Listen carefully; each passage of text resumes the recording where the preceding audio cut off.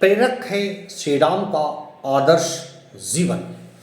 सचमुच श्री राम का अनुपम चरित्र पग पग पर ऐसा आदर्श उपस्थित करता है जिसके अनुकरण से हमारा लौकिक परलौकिक दोनों प्रकार से कल्याण होता है।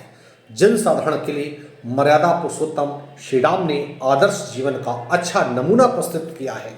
तुलसीदास जी ने रामचरितमानस में भगवान राम के मानव रूप में ही पुत्र, शिष्य, बंधु, पति, मित्र, शत्रु, राजा आदि रूपों में चरित्र चित्रण तथा उच्चादशों का जो उद्धत स्वरूप प्रतिष्ठित किया है, उसकी सार्वभौमिक उपयोगिता ही निर्विवाद है।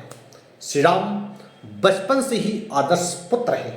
वे सदैव माता पिता की आज्ञा पालक रहे हैं, तभी तो प्रातः उठ करके माता पिता को प्रणाम करते हैं कि पश्चात ही अन्य कोई कार्य करते हैं। अग्रलिखित पंक्तियां इसका प्रत्यक्ष प्रमाण है कि प्रातःकाल उठ के रघुनाथा, मात पिता गुरु नवई माथा। इस तरह शीलमय प्रभु राम का पुत्र रूप में आदर्श चरित्र युवा वर्ग के लिए अत्यंत ही अनुकरणीय है। श्री राम की मातृ प्रेम का तो कोई जवाब ही नहीं है। कैकेयी जब श्री राम को वनवास और अपने पुत्र भरत के राज्य अभिषेक की सूचना देती हैं तो ये प्रसन्नतापूर्वक कहते हैं, भरतु प्राण न प्रिय पावहि राजू, विधि सब विधि मोहि सम्मुख आजू। इतना ही नहीं, तब लक्ष्मण युद्ध में मेघनाथ के शक्तिबाण से मूर्छित हो जाते हैं तथा हनुमान जी को संजीवनी लाने में विलंब होता है।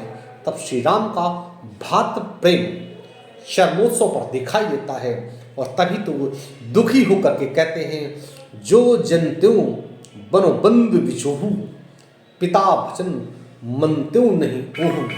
श्री राम की वियोग अवस्था का वर्णन तुलसीदास काव्य की अनुपम कृति मानी जा सकती है।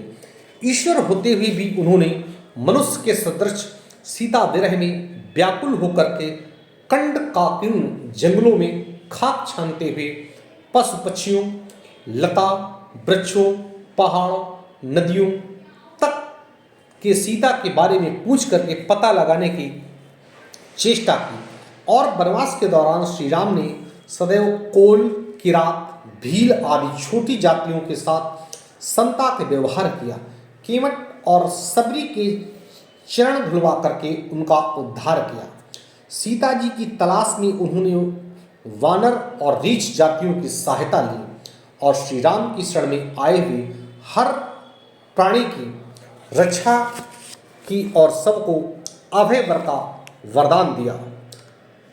हर भक्त को उन्होंने कहीं ना कहीं समाहित करने का प्रयास किया।